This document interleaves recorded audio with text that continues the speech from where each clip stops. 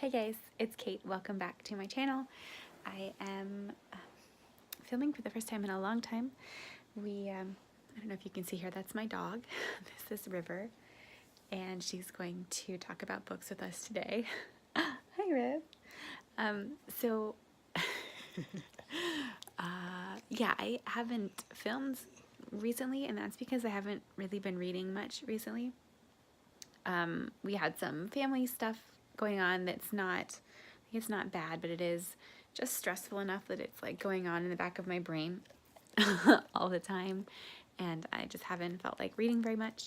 And we were also sick again once or twice. So that's what's kind of been preventing me from filming and reading. River, stop. Go lay down.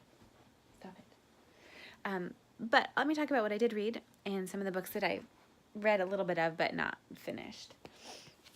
So the first book that I finished, and this was like a month ago now, was Nevermore, The Trials of Morgan Crowe by Jessica Townsend. And this is a middle grade book that I loved. So I read this when I was super sick.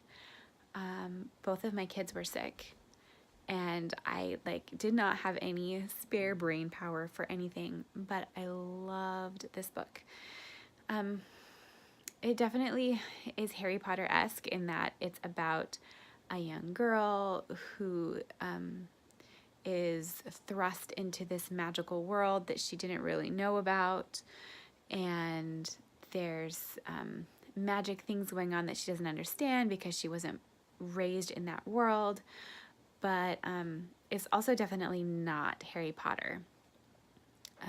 For one thing, it has a female protagonist, and I really, really enjoyed the way that the adults in this story were portrayed.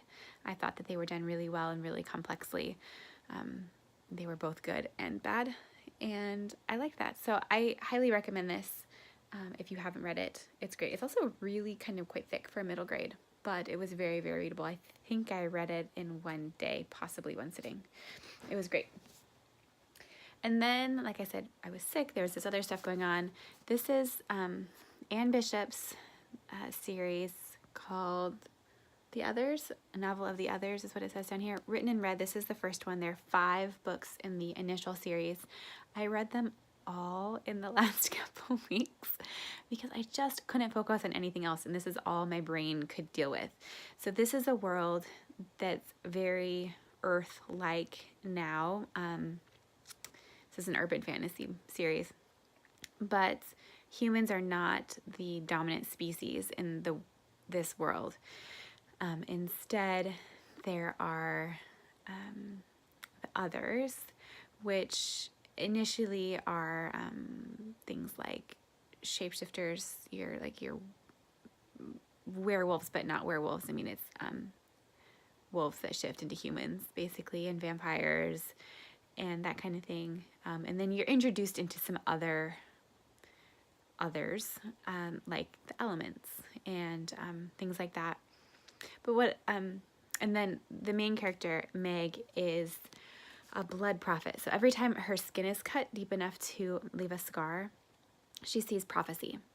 And I read this whole series last year, and then, like I said, I just reread it now, and it's urban fantasy. It doesn't seem like it would be that deep, but last year when I first read it, it made me think a lot about addiction, which is something that I hadn't given much thought to before, but just the nature of addiction, and just really thinking about what it would be like to have an addiction and what it would mean for other people in my life that have suffered from addiction, things like that.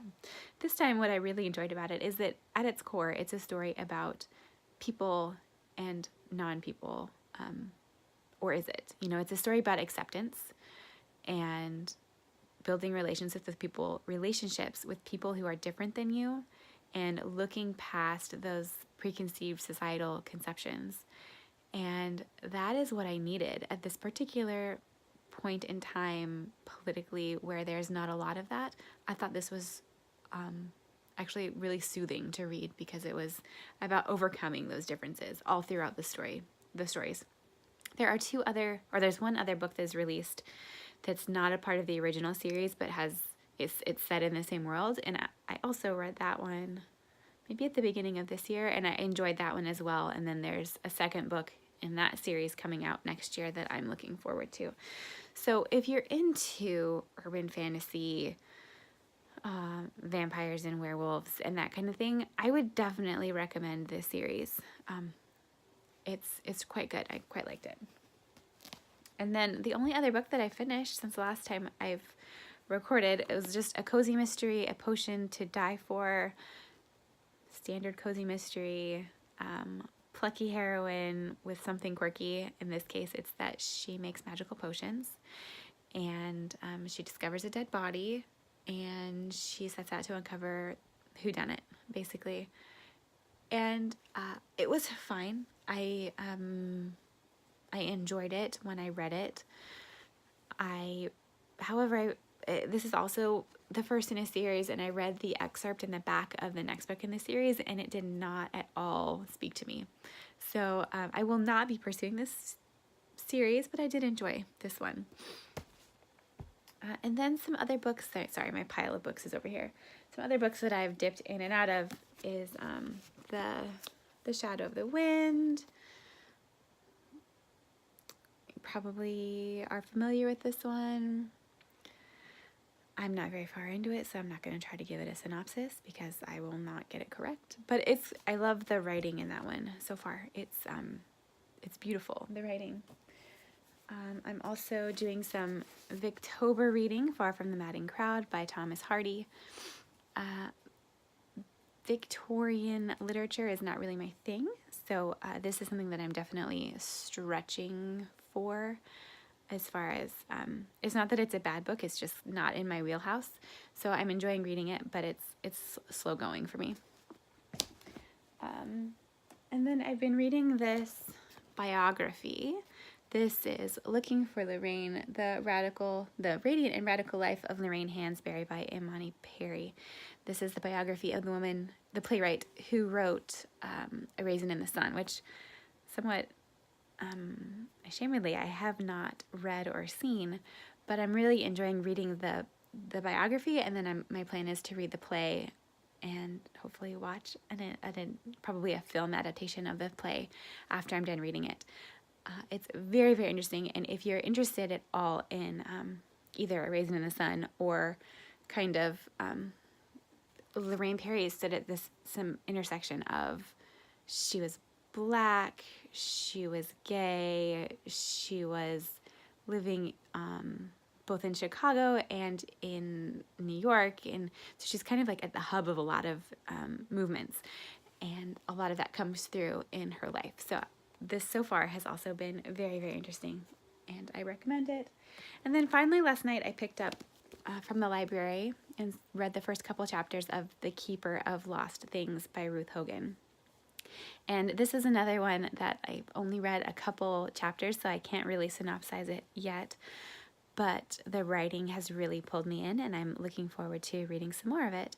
So I feel like that was probably really unsatisfying to watch. I haven't finished a lot, mostly rereads, nothing super, super interesting, but I'd love to know if you've read any of these and what you think of them, or just what you've been reading lately. Maybe you can inspire me to get some reading done in the future. So let me know, give me a comment down below, and I will see you next time. Bye.